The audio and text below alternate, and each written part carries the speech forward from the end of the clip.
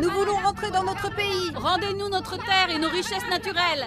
Comme ça, on ne souffrira plus de la famine et on aura tout ce qu'il nous faut. Il faut que le Maroc quitte notre pays.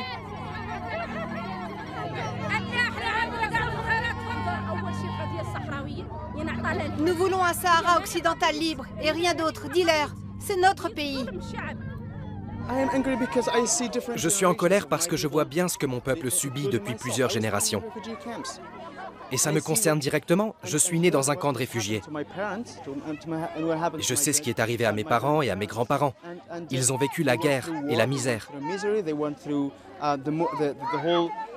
À cause de la guerre au Sahara occidental, ils ont dû fuir et s'installer dans des camps de réfugiés où ils ont vécu dans des conditions très difficiles. Et ils ne veulent pas que la même chose m'arrive. Mohamed Souleyman est né dans le sud-ouest de l'Algérie, dans un camp de réfugiés, en plein désert.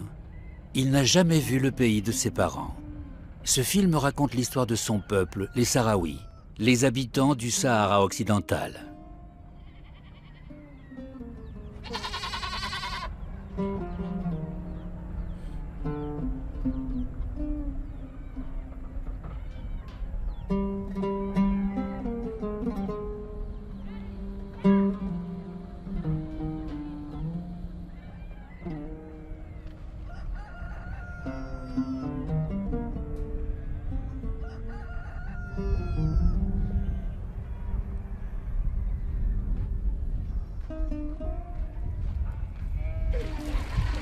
Nous avions engagé Mohamed en tant qu'interprète. Puis il nous a proposé de vivre avec sa famille pour que nous nous fassions une idée de ce qu'est la vie dans un camp de réfugiés.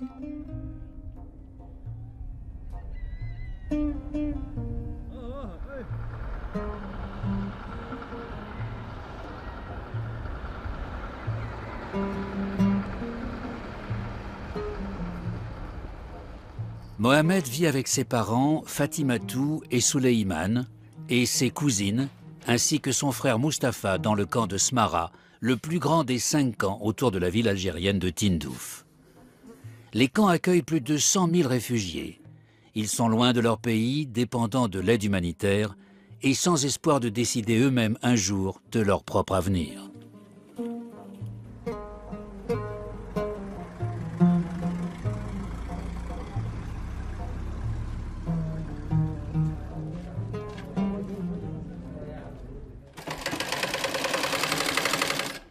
Mohamed a fait des études d'art et de littérature anglaise en Algérie. Il avait de grands projets, mais il est retourné vivre dans le camp pour aider ses parents. Souleyman, son père, est presque aveugle. Mohamed taille à sa place les vêtements pour la boutique familiale. Souleyman était un bédouin libre et fier jusqu'au jour où l'armée marocaine a envahi son pays.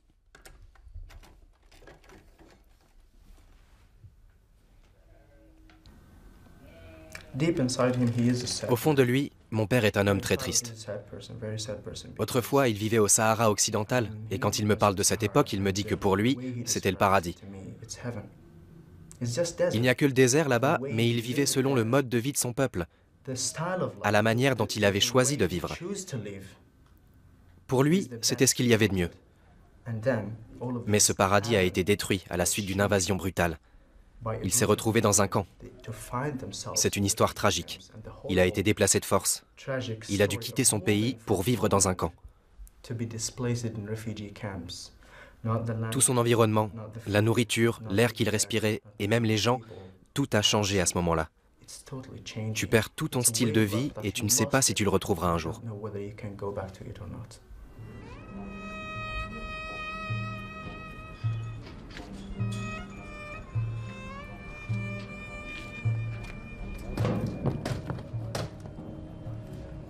طعنات ومشات كذا ومشات هوك على عقبت رجعت عرفت انا ما عين فيها حد ولا عطيها حد شيء سمعت اللي خارج اللي هون سمعت تجبر من الجهه اللي هون في ناس سووا كل شيء الحق مرحبا. Il a dit que toute la famille partage cette même colère. Du fils au grand-père, tout le monde.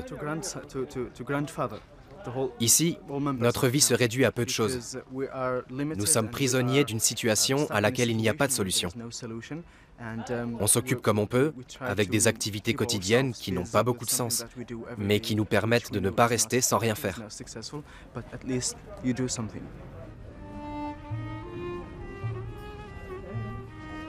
Les ancêtres de Mohamed s'appellent les Sahraouis, les habitants du Sahara. Un peuple de nomades qui vivait dans l'ouest du Sahara et parfaitement adapté à la vie dans le désert. À la fin du XIXe siècle, les Espagnols occupent le territoire des Sahraouis et le baptisent Sahara espagnol. Ils y découvrent d'importantes richesses minières, mais se désintéressent de la population. Régulièrement, les Sahraouis se révoltent. En 1973, ils fondent l'armée de libération du Front Polisario. À dos de chameaux et armés de vieilles carabines, ils résistent à l'occupant avec succès. En 1975, l'Espagne se déclare prête à se retirer du Sahara occidental. Mais avant même d'être libérée, la colonie suscite la convoitise du roi du Maroc, Hassan II. La même année, il organise la Marche verte. 350 000 colons marocains entrent dans le Sahara occidental qui se retrouve annexé par le Maroc. 4 semaines plus tôt, la Cour internationale de justice avait pourtant rejeté les revendications territoriales du Maroc. I think you named now Polisario, I think. Yes. For us, they are smugglers. What will happen? Will they be attacked? If they attack the march, will you attack them? If they attack the march. If they attack the march, we will eat them. Pendant que l'armée marocaine envahit le Sahara occidental par le nord, des troupes mauritaniennes entrent par le sud. L'Europe et les États-Unis soutiennent l'invasion avec des livraisons d'armes. 25 000 civils sahraouis meurent sous les bombes au phosphore et au napalm. Plus de 100 000 personnes fuient à travers le désert jusque dans l'ouest algérien. Elles trouveront refuge dans des camps non loin de la ville de Tindouf. Hassan II croit pouvoir gagner la guerre en quelques jours. Mais les Sahraouis résistent farouchement et proclament leur propre État, la République arabe sahraoui démocratique. En 1979, la Mauritanie se retire. Le Maroc occupe alors également la partie sud du territoire et entame la construction d'un mur. 2700 km de sable, de fortifications et de champs de mines. À l'ouest, la partie occupée par le Maroc, à l'est, les territoires conquis par le Polisario. La guerre du Sahara occidental durera 16 ans. Ce n'est qu'en 1991 que l'ONU obtient un cessez-le-feu et envoie des casques bleus dans le cadre de la mission MINURSO. Son objectif, garantir la paix, recenser la population et dans un deuxième temps, organiser un référendum. Les Sahraouis allaient pouvoir décider s'ils veulent fonder leur propre pays ou vivre sous la couronne marocaine dans un régime d'autonomie partielle. Ce processus devait durer quelques mois à peine. Mais aujourd'hui, 21 ans plus tard, il semble toujours enlisé dans le sable du Sahara occidental. Accompagnés de Mohamed, nous nous rendons à Tifariti. Nous quittons l'Algérie et pénétrons loin dans le territoire dominé par le Polisario. Le trajet à travers le désert prend presque toute la journée. Pour les Sahraouis, Tifariti est un lieu hautement symbolique.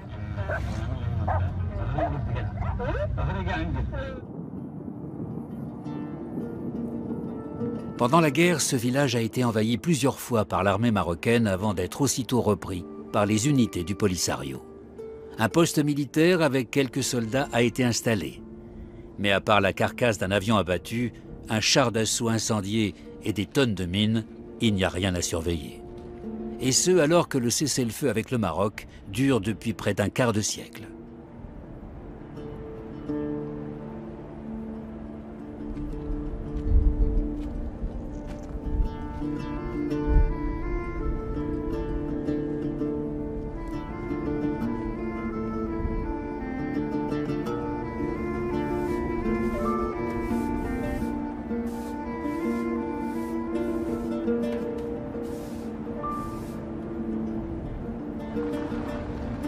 Nous avons rendez-vous avec un commandant de l'armée du Polisario.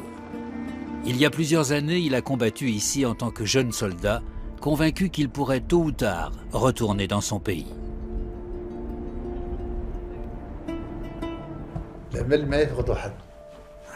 Il ne faut jamais perdre espoir.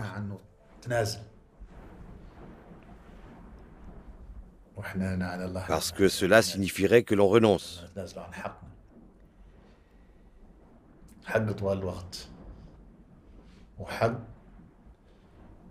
Et nous ne renoncerons pas jusqu'au jour où nous réussirons à faire valoir nos droits. C'est vrai, la durée de notre exil s'éternise.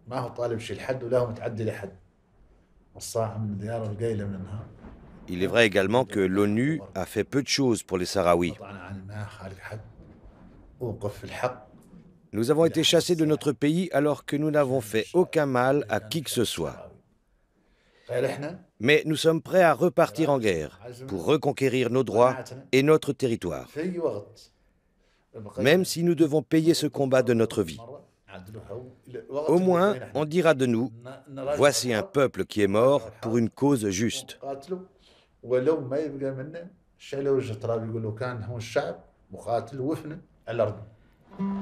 Retour vers l'été 1991. Après de longues négociations, les Nations Unies obtiennent un cessez-le-feu entre l'armée marocaine et le Front Polisario. Mais peu avant le jour convenu pour la fin des hostilités, les Marocains procèdent à un ultime bombardement sur Tifariti. Ils détruisent la plupart des bâtiments et les sources d'eau. 16 familles sont décimées. Les ruines causées par cette attaque sont toujours visibles comme un mémorial de cette guerre.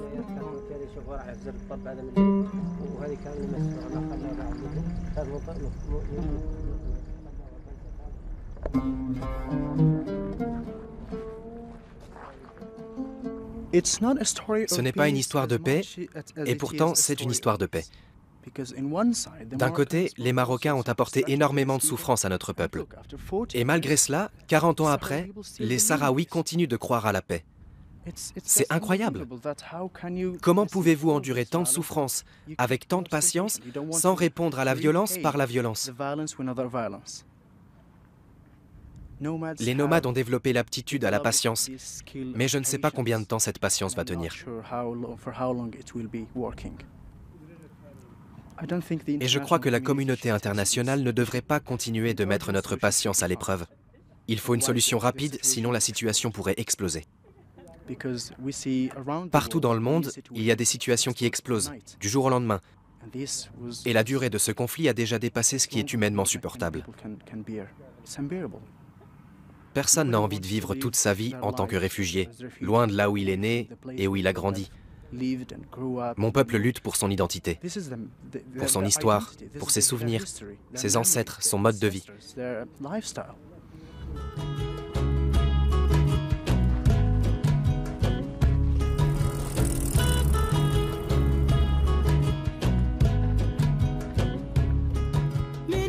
À Berlin, nous avons rendez-vous avec Najat Hamdi. À l'âge d'enfant, elle a fui la guerre aux côtés de ses parents. Aujourd'hui, elle est la représentante des Sahraouis en Europe et se bat pour que, malgré les années qui passent, son peuple ne tombe pas dans l'oubli.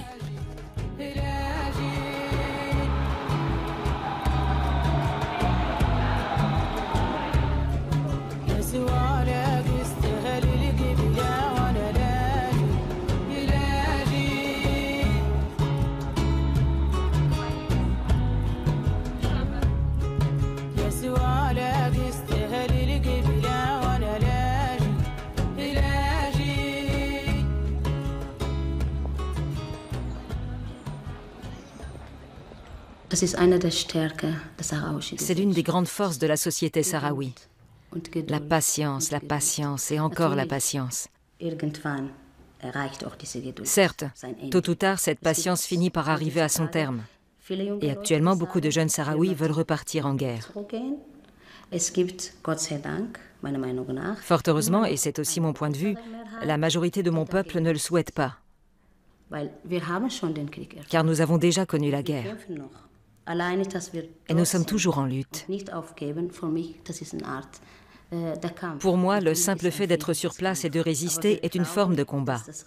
C'est un combat pacifique, car nous pensons que la voie de la raison est celle du référendum et l'autodétermination. L'intifada pacifique est le meilleur moyen de faire valoir nos droits. Le soulèvement pacifique, c'est aussi l'état d'esprit du camp de Gnamizik, près de la ville d'El Ayoun. Plus de 200 000 Sahraouis vivent dans la zone occupée par le Maroc. En octobre 2010, 5 000 d'entre eux se rassemblent à Gnamizik pour protester contre l'occupation du Sahara occidental.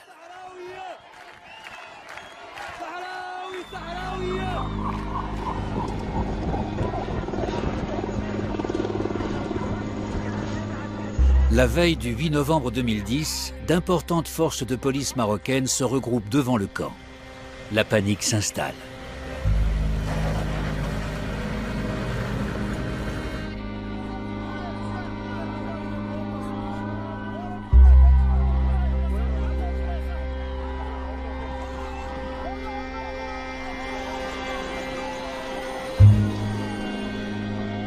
Le lendemain, à l'aube, les unités marocaines prennent le camp d'assaut, faisant usage de gaz irritants, de gaz lacrymogènes et de matraques, notamment contre les femmes et les enfants.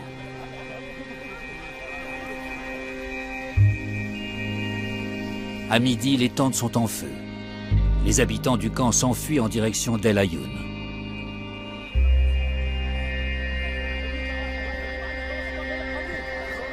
L'atmosphère est survoltée. Dans la foule, la colère est à son comble. Peu après, des incendies éclatent dans la périphérie d'El Ayoun. Pour de nombreux observateurs internationaux, cette journée marque le véritable début du printemps arabe, plusieurs mois avant les manifestations en Tunisie et en Égypte.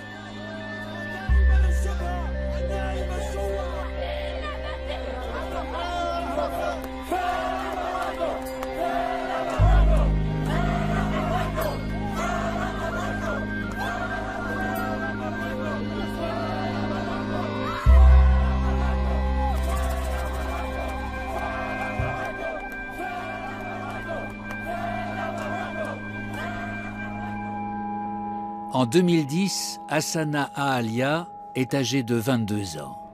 Il fait partie des organisateurs du camp de Gnamizik. Quelques jours après le démantèlement, il est arrêté par la sécurité marocaine.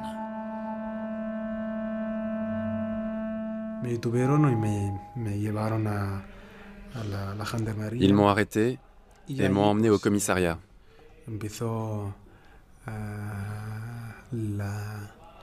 Là, ils ont commencé à me torturer. Ils ont employé plusieurs méthodes de torture, mais je préfère ne plus en parler. Nous étions dans une pièce dont les murs étaient maculés de sang. Ils m'ont dit que c'était le sang de mes compagnons, qu'ils étaient en prison, que je n'allais pas tarder à les rejoindre. Ils ont continué à me torturer. Dès le départ, ils m'ont bandé les yeux, et puis ils ont attaché une corde à mes pieds et m'ont suspendu au plafond, la tête en bas, des heures durant.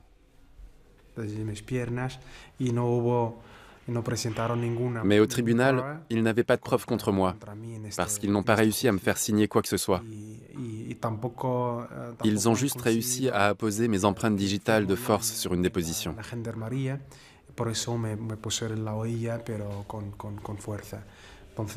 Devant le juge et le procureur, mon avocat a fait valoir qu'en tant que Sahraoui cultivé, j'aurais pu signer de ma main et que la présence de mes empreintes digitales était forcément due à l'usage de la force.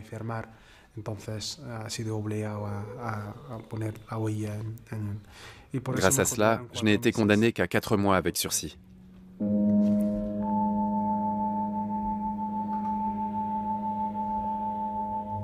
Immédiatement après le procès, Hassana quittera le pays. Aujourd'hui, il vit en exil en Espagne, à Saragosse, où il est étudiant. Il y a quelque temps, il a appris que la justice marocaine l'avait rejugé et condamné à nouveau. Cette fois, à la prison à perpétuité. Depuis, il vit dans la peur d'une extradition vers le Maroc.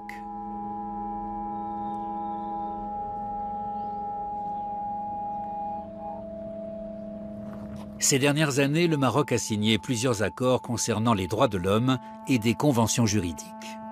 Mais les bonnes intentions restent purement théoriques la plupart du temps.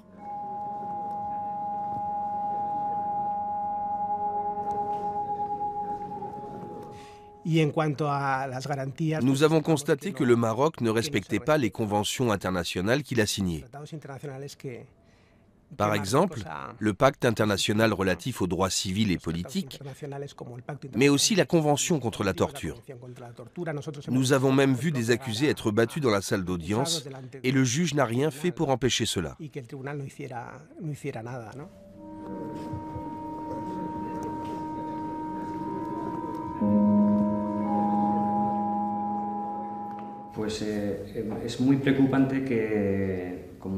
Il est très préoccupant de voir que des condamnations ont été prononcées uniquement sur la base de témoignages de policiers ou d'agents de la sécurité marocaine. Autrement dit, des juges rendent des verdicts sans que les accusés n'aient eu la possibilité de se défendre ou de citer leurs propres témoins. Le droit de la défense est bafoué, aussi bien lors de procès civils que militaires. Par ailleurs, il est inadmissible que des civils soient jugés par un tribunal militaire.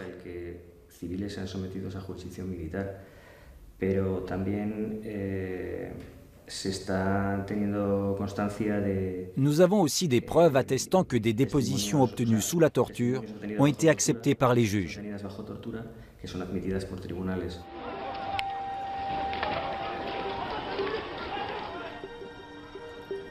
Scène de la vie quotidienne à El Ayoun. Régulièrement, les manifestations des Sahraouis sont violemment réprimées par des policiers en uniforme ou en civil. Jets de pierre, coups de matraque, les brutalités policières visent tout particulièrement les femmes.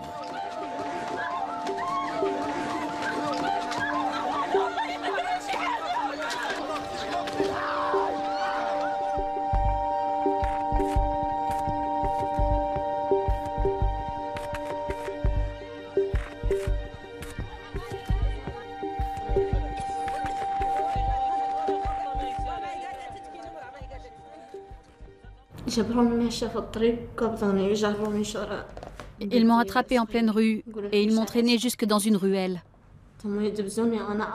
Là, ils m'ont frappé.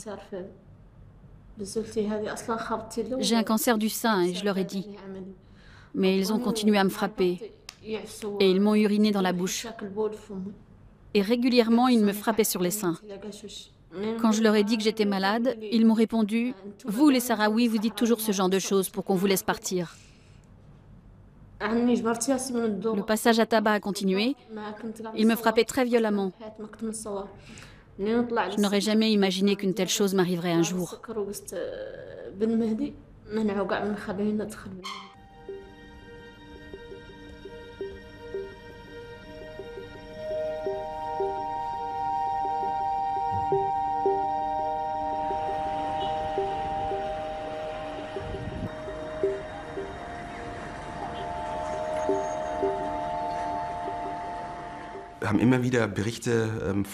Nous recevons régulièrement des rapports faisant état de graves violations des droits de l'homme dans ces territoires.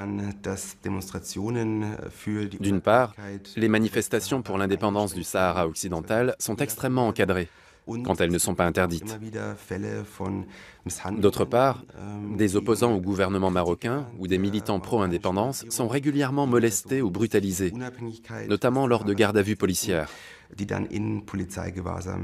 Et ils n'ont pas l'opportunité d'alerter l'opinion à ce sujet. Ces rapports sont récents et nous les considérons comme très préoccupants. Nous sommes de retour dans la partie libre du Sahara occidental.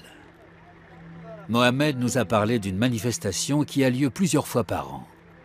En véhicule tout-terrain, nous traversons la zone du Polisario jusqu'au mur qui sépare le territoire des Sahraouis. Plus de 7 millions de mines restent enfouies dans le sol. Nulle part au monde la densité de mines n'est aussi élevée qu'ici. Et nulle part, les efforts de déminage ne sont aussi sporadiques.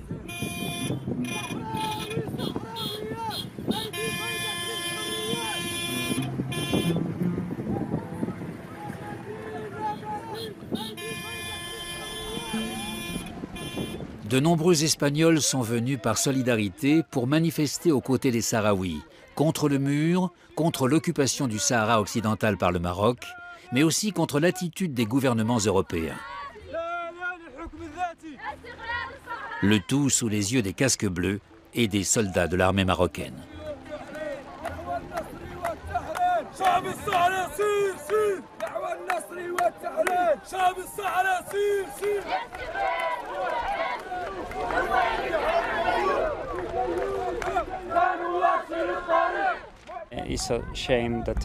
C'est une honte que personne en Europe, à part peut-être en Espagne, ne s'intéresse à cette situation. Je suis ici pour la deuxième fois afin d'apporter mon soutien au peuple sahraoui. Je suis venu planter une graine modeste dans ce désert de sable avec l'espoir de contribuer à changer les choses.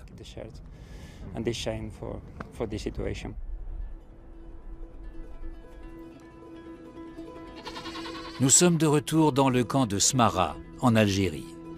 Les journées s'écoulent dans une certaine torpeur, sous des températures proches de 50 degrés. Mohamed nous a organisé un rendez-vous avec le président du Croissant Rouge sahraoui. Il est responsable de la distribution de l'aide humanitaire dans les camps. Cela concerne plus de 100 000 personnes. Plus de 90% de l'alimentation provient du programme alimentaire mondial.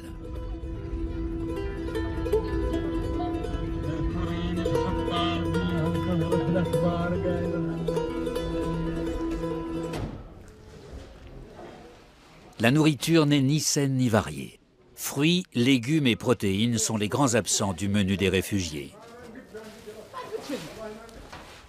Leur régime alimentaire se compose surtout de lentilles, de haricots, de riz, de pommes de terre, de sucre et d'huile. Mais là aussi, les livraisons se raréfient.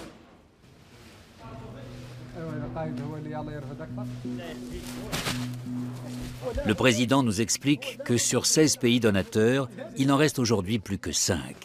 Et il n'a jamais vu le moindre sac provenant d'Allemagne.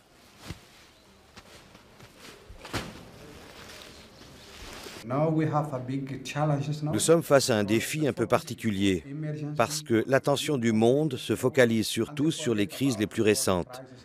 Et on oublie les conflits plus anciens, comme le nôtre. Quand un pays donateur reçoit 2 dossiers de demande d'aide alimentaire, l'un provenant du Sahara occidental et l'autre d'une région qui fait l'actualité, comme la Syrie, il choisit d'envoyer son aide en Syrie. Et il nous dit, il va falloir attendre, nous devons d'abord répondre aux situations les plus urgentes. C'est l'un des défis auxquels nous sommes confrontés.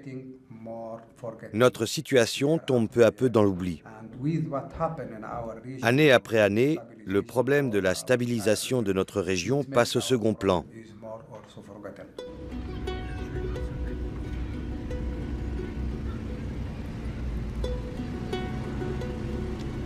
Peu avant notre départ, le président nous dit que la distribution des denrées alimentaires n'a jamais posé le moindre problème. Il ajoute que c'est grâce aux femmes des camps qui veillent scrupuleusement à ce que les répartitions permettent à chacun de survivre.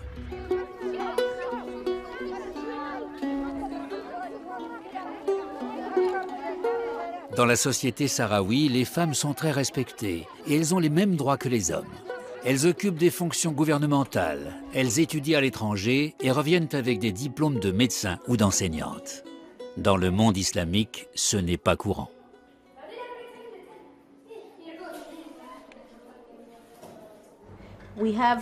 Nous devons travailler ensemble pour introduire des concepts nouveaux, comme la démocratie, les droits de l'homme, les droits de la femme. C'est très important. Et ce processus pose problème dans d'autres pays de cette région, où beaucoup de gens ne veulent pas d'un nouveau modèle de société, ni d'une nouvelle forme d'État. Et ça renforce l'hostilité envers nos efforts d'indépendance.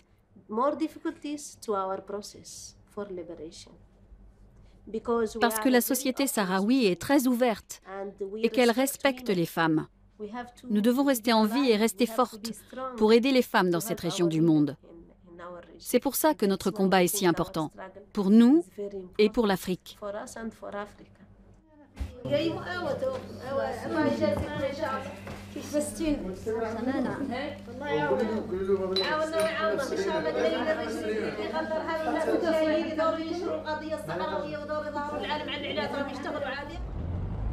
L'hôpital de Smara est le plus important de tous les camps de réfugiés. Les soins médicaux y sont dispensés gratuitement à tous. L'endroit dispose de suffisamment de médecins et des médicaments les plus courants. Un tiers des enfants souffrent de malnutrition chronique et 50% des femmes ont de graves carences en fer. Les cas de rachitisme et de diabète sont également fréquents, ce qui est peu surprenant étant donné le manque de variété de l'alimentation des Sahraouis. L'organisation d'aide médicale médico-internationale est sur place depuis 1979. Frank Van Ooyen est allemand. Il vit dans les camps depuis plus de 2 ans. Il gère l'organisation des soins médicaux des réfugiés, une tâche difficile. Nous ne sommes pas dans une situation de vie ou de mort. Mais nous sommes dans une situation où il n'y a aucune perspective de développement.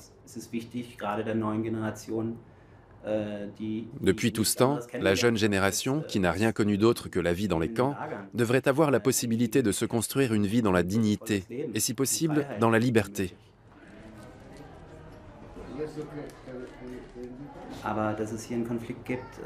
Ce conflit dure depuis 40 ans. C'est le dernier conflit colonial sur le sol africain. Et le fait qu'en Europe, pratiquement personne n'en soit informé est un scandale.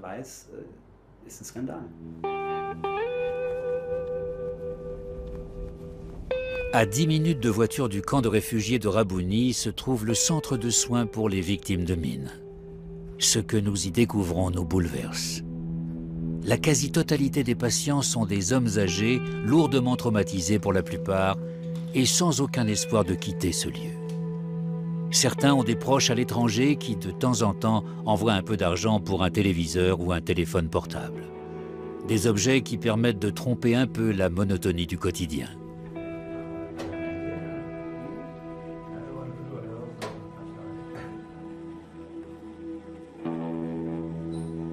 Bachari Saïd Daf a roulé sur une mine durant la guerre. Il a perdu presque toute la partie inférieure de son corps.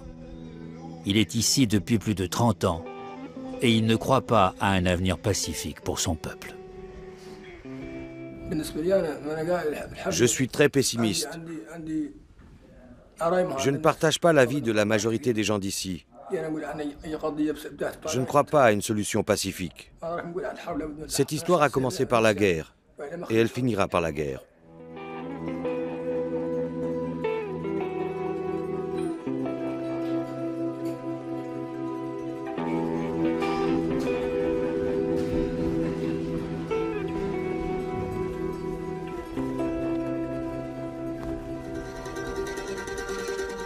De plus en plus de Sahraouis partagent l'opinion de Bachari Saïd Daf. Beaucoup d'entre eux servent dans l'armée du Polisario, ici en plein exercice, avec d'anciennes armes récupérées en Algérie. La manœuvre d'aujourd'hui est mise en scène spécialement pour nous. Les tirs sont à balles réelles. Le commandant tient à nous convaincre que les Sahraouis peuvent tenir la dragée haute au Maroc. Mais au cours des 23 dernières années, aucun accrochage sérieux ne s'est produit. Le mérite en revient notamment à la MINURSO, la mission de paix des Nations Unies. Dans une de ces bases, nous devons rencontrer un officier allemand de l'ONU. Mais apparemment, personne n'est informé de ce rendez-vous. Je pense qu'il est ici, mais on ne pourra pas rentrer. Nous attendons près des barbelés pendant qu'un de nos accompagnateurs sahraouis va se renseigner.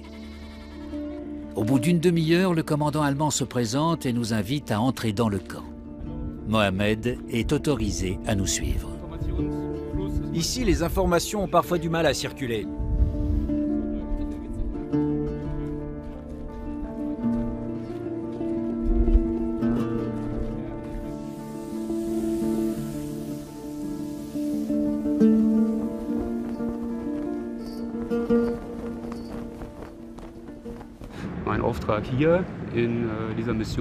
Je participe à la mission MINURSO en tant qu'observateur militaire des Nations Unies. Notre mandat est défini par la résolution 690 de l'ONU. Il stipule que notre rôle est de surveiller l'armée royale du Maroc et le Front Polisario de part et d'autre de la bande de sécurité. Nous rédigeons des rapports quant aux changements ou à l'absence de changements constatés et nous en avisons le quartier général de l'ONU. La marge de manœuvre des soldats de la MINURSO est réduite. En aucun cas ils n'ont le droit d'intervenir, même s'ils constatent des violations des droits de l'homme.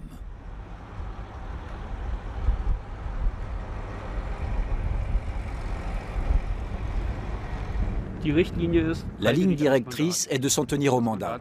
Et le mandat dit surveiller, contrôler, regarder, signaler. Et pas de se battre. Pas d'armes, rien. Quand il y a un problème, on fait demi-tour. On écrit un rapport, point final. Voilà notre travail.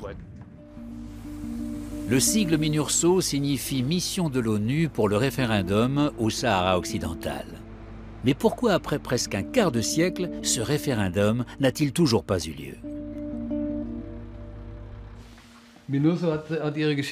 La MINURSO a son histoire et le Sahara occidental a son histoire. Après, tout dépend du degré de transparence avec lequel on veut bien en parler. La MINURSO a été la tentative de régler un problème politique par le biais d'une procédure technique. Le problème politique était qu'il n'y avait pas de consensus entre le Maroc et les Sahraouis sur la question posée par ce référendum. Cela a donné lieu à une discussion quant à savoir qui avait légitimité pour voter à ce référendum. À plusieurs reprises, on a essayé de trouver des critères pour déterminer qui pouvait voter. Mais au bout du compte, la procédure technique n'a pas suffi à résoudre le problème politique.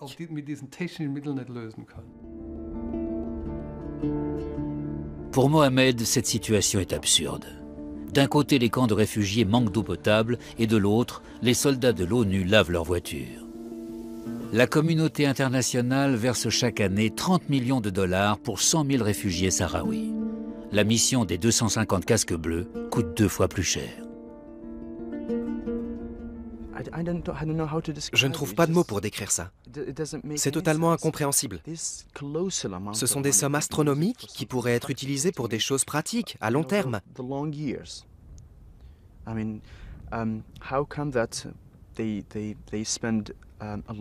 Comment peut-on dépenser autant d'argent pour un tout petit groupe de gens qui ne font rien?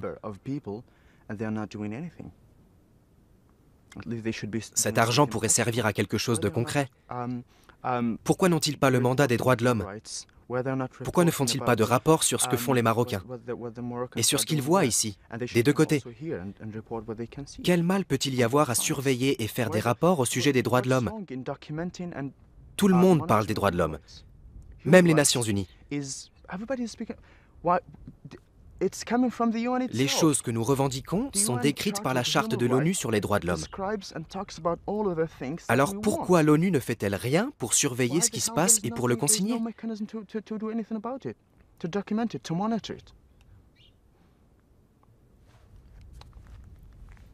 Je ne comprends pas. Et je ne sais pas combien de temps encore les jeunes auront confiance dans les Nations Unies. Pas uniquement dans la MINURSO. Tous leurs documents, leurs congrès, leurs déclarations, ce sont de belles paroles. Mais sur le terrain, rien ne se passe. Les gens ne sont pas idiots. Bientôt, ils n'auront plus confiance en l'ONU. La plupart des missions de l'ONU actuelles disposent d'un mandat incluant la protection des droits de l'homme. Mais pas la MINURSO, et ce, au grand regret des militants des droits de l'homme. Et l'Europe n'y est pas pour rien.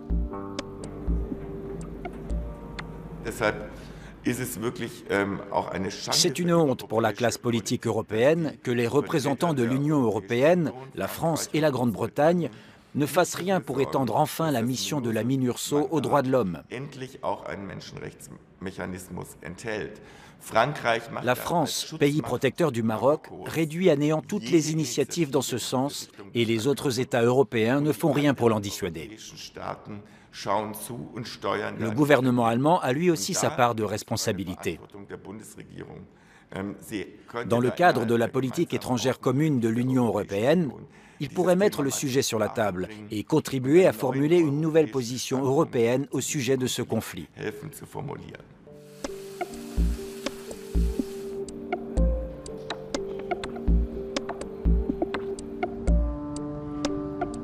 L'écologiste Volker Beck a visité les camps de réfugiés du Sahara occidental en compagnie de Frank Heinrich, député conservateur et président de la Commission des droits de l'homme au Bundestag. Mais ce dernier a beaucoup de mal à se faire entendre.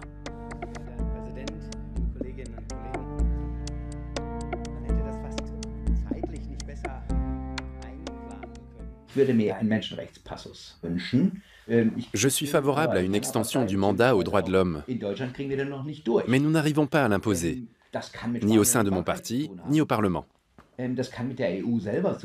Peut-être à cause de l'Espagne et de la France, ou à cause de l'Union européenne elle-même. En tant que militant et membre de la Commission des droits de l'homme, mon devoir est de comprendre d'où vient le blocage. En l'occurrence, la critique peut paraître facile, mais dans ce genre de cas, les intérêts économiques passent avant la défense des droits de l'homme.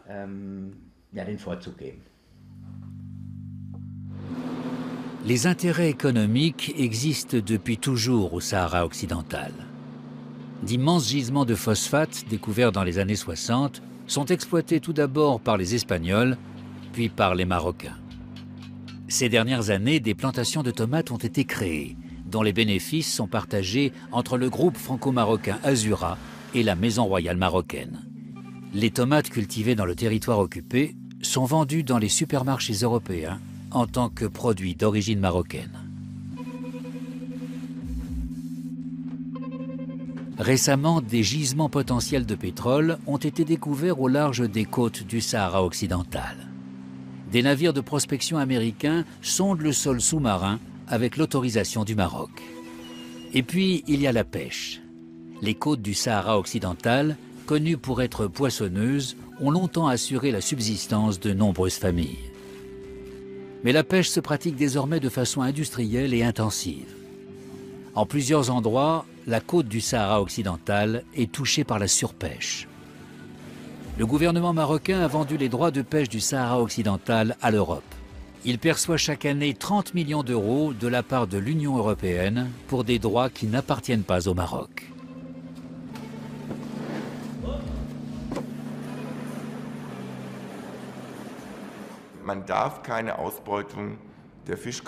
On ne peut pas conclure un accord sur l'exploitation des zones de pêche du Sahara occidental sans s'assurer que l'argent bénéficiera effectivement aux Sahraouis. Le Maroc utilise en partie cet argent pour consolider le mur au Sahara occidental qui sert à contenir le Polisario hors de la zone occupée par l'armée marocaine et à entraver la libre circulation des personnes entre les deux parties du Sahara occidental. Cela n'est pas acceptable. De fait, l'Union européenne participe au financement de la politique d'occupation du Sahara occidental par le biais des accords de pêche qu'elle passe avec le Maroc. Si je suis bien informé, les conditions du nouvel accord de pêche se sont légèrement améliorées. Mais le principe n'a pas changé. Les Sahraouis ne disposent toujours pas de l'argent versé. Les Marocains donnent bonne conscience aux Européens en affirmant que cet argent était consacré à la création d'infrastructures. Et ce genre de dépenses pourrait être justifié assez facilement. Reste à savoir si les Sahraouis en bénéficient effectivement. Absolument. Mais le gouvernement marocain, dans une attitude un peu patriarcale, déclare « Nous vous construisons des routes, c'est bon pour vous. Et l'argent de la pêche sert à cela. » C'est tout de même une façon très cavalière de s'adresser à une population. Pour entendre les arguments marocains et nous faire une idée de la situation, nous avons sollicité des interviews auprès des autorités marocaines et une autorisation de tournage dans la zone occupée du Sahara occidental. Toutes nos demandes ont été poliment repoussées pour des prétextes divers.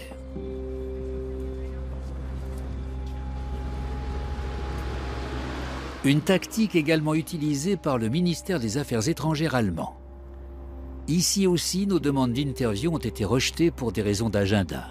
Et ce, pendant plus de 6 mois. Des portes fermées et un mur de silence.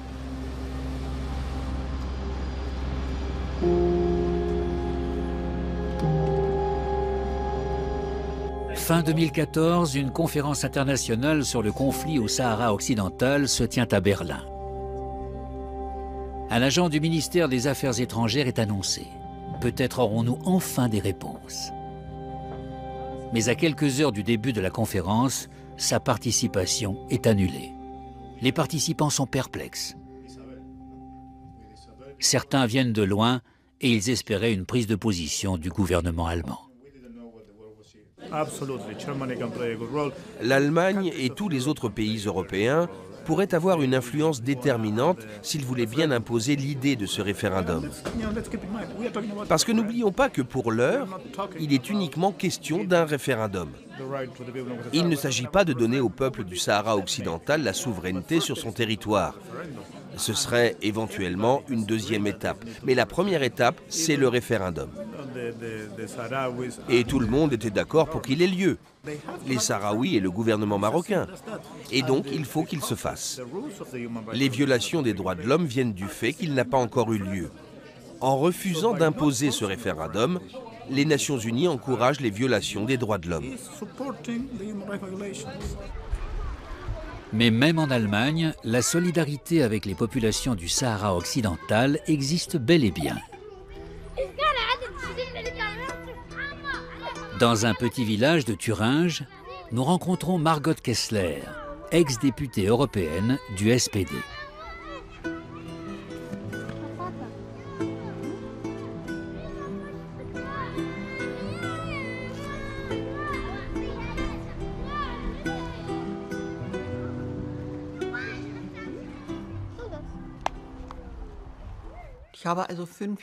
J'ai travaillé pendant 5 ans sur ce conflit et sur les possibilités de le résoudre.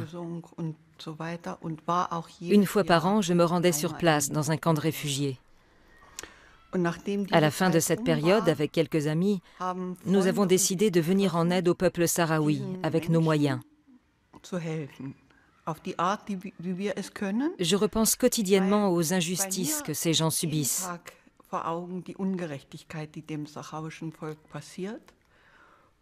Je garde une certaine colère par rapport à ça. Et cette colère, j'essaie de la transformer en quelque chose d'utile, en travail de solidarité. Ce projet, Vacances en paix, qui est un projet européen, est une très belle idée. Et j'y travaille depuis 11 ans. Et c'est très émouvant.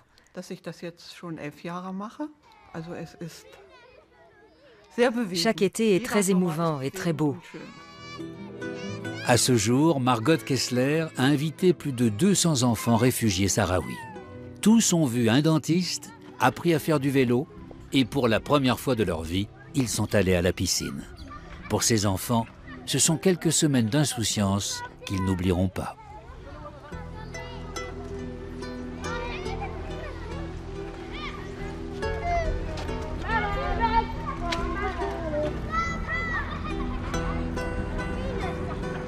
À la fin de l'été, les enfants retournent dans leur camp pour la rentrée des classes. L'éducation est l'un des objectifs prioritaires de la politique du Polisario. Au Maroc, 1 personne sur 2 seulement sait lire et écrire. Le taux d'alphabétisation des Sahraouis est de 95%. C'est le plus élevé d'Afrique. Dans les écoles des camps de réfugiés, filles et garçons fréquentent les mêmes classes et sont traités de manière égale. Plus tard, beaucoup d'entre eux iront étudier dans l'un des pays ayant reconnu officiellement l'État sahraoui.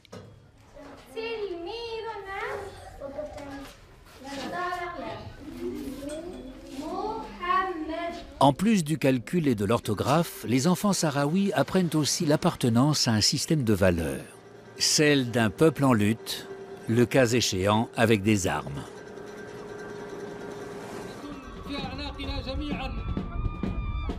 من أجل تحرير أرض الساقية الحمراء ووادي الذهب. نعم يستلم الأجيال جيل بعد جيل أمانة حمل مشعل ثورة الإسلام.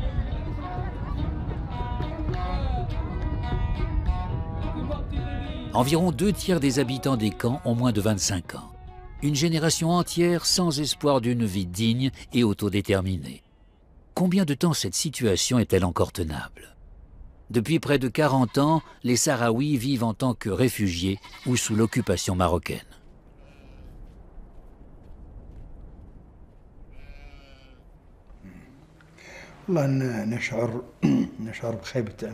Nous sommes très déçus, je vous le dis franchement. En tant que leader politique, nous avons beaucoup de mal à convaincre notre peuple de continuer à attendre. Nous espérions que les Nations Unies trouveraient une solution au conflit. Cet espoir était grand, mais nous avons été déçus, ce qui rend notre tâche d'autant plus difficile.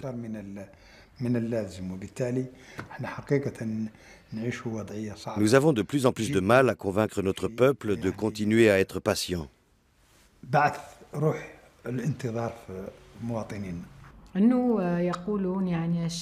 Les jeunes nous disent « Combien de temps cela va-t-il encore continuer ?» Leur patience est à bout. Cela fait 20 ans que rien ne bouge. Ce n'est ni la guerre ni la paix. À leurs yeux, rien n'a changé. Et donc ils font pression sur le Polisario et lui demandent de reprendre les armes. En tant que militante des droits de l'homme, je ne peux pas être d'accord avec ça. Je ne veux en aucun cas un conflit armé. Et je suis contre l'option militaire. La solution doit provenir de négociations directes entre les parties ou être imposée par le Conseil de sécurité de l'ONU. Mais je ne sais pas combien de temps le Polisario ou nous-mêmes parviendrons à convaincre les jeunes que c'est effectivement la meilleure solution.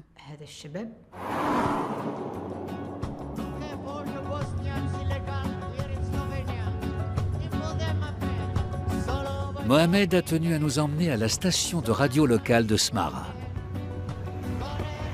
Chaque camp a sa propre radio.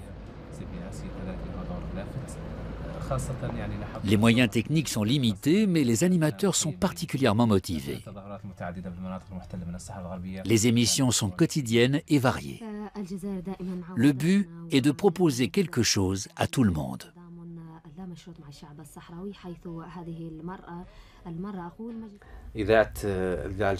Ici, à Smara, nous faisons une programmation très hétéroclite.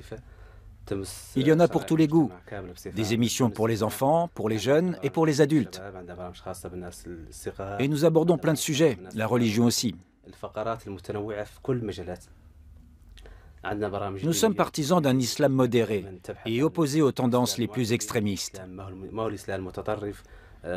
Nous essayons d'avoir un discours mesuré et tolérant. En cela, nous espérons contribuer à lutter contre l'extrémisme et l'intolérance.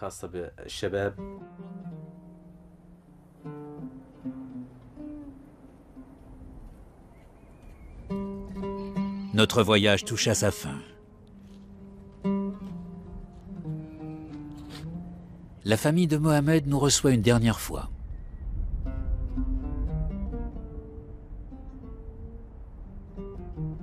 Son frère Mustapha, 19 ans, est présent.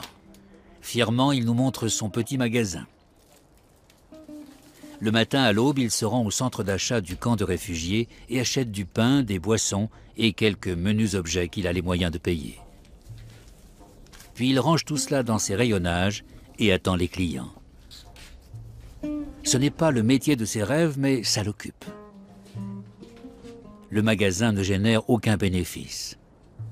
Mais son père, Souleyman, veut surtout qu'il ait une activité qui l'empêche de se détourner du droit chemin.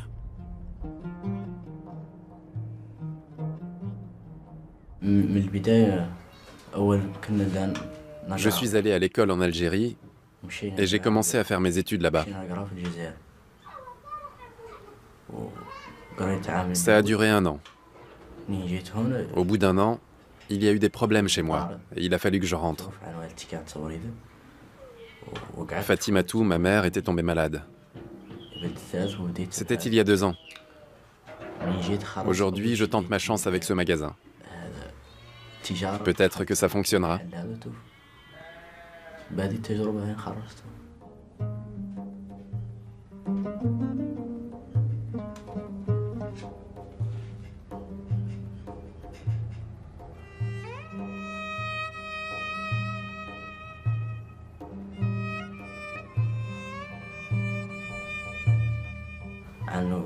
J'ai renoncé à tous les rêves que j'avais.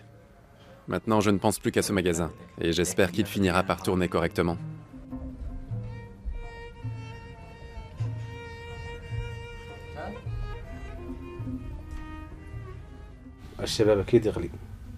La situation des jeunes d'ici est vraiment très alarmante. D'une part, ils s'ennuient, et d'autre part, ils sont en colère. Le problème, ce n'est pas uniquement le rêve collectif de notre peuple d'avoir un jour son propre pays. Le problème, ce sont aussi les rêves et les projets personnels de tous ces jeunes.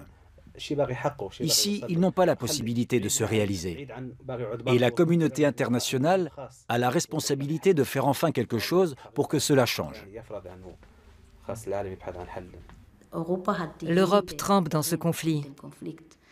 Elle a créé ce conflit. Et ce serait bien si elle trouvait le courage de le résoudre. C'est un des plus grands scandales actuels. Le Sahara occidental n'est toujours pas un territoire souverain. Aujourd'hui encore, sa décolonisation est à l'ordre du jour des Nations Unies. En 1975, la Cour internationale de justice a déclaré que la seule solution au conflit consistait à laisser les Sahraouis décider librement de leur avenir. C'est très simple. Il suffisait de leur laisser le droit de voter. Et depuis 1975, nous attendons de pouvoir décider nous-mêmes de notre avenir. Et nous sommes très ouverts quant à ce choix. Si notre peuple veut rejoindre le Maroc, nous l'accepterons. Mais inversement, si notre peuple se décidait de devenir un État indépendant, nous attendons du Maroc qu'il l'accepte également. Ce sont les règles du jeu démocratique.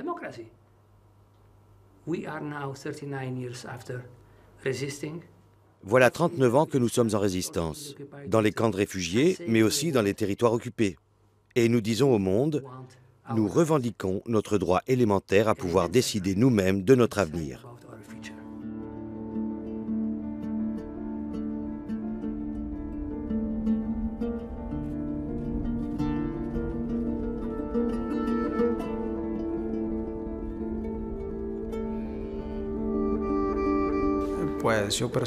Je souhaite de tout cœur pouvoir un jour retourner auprès de ma famille. Et comment? Comment, je ne sais pas, mais je rêve d'un Sahara occidental libre. J'espère qu'on se reverra dans 10 ans au Sahara occidental. J'espère qu'on se retrouvera là-bas. Dans un endroit où je me sentirai vraiment chez moi.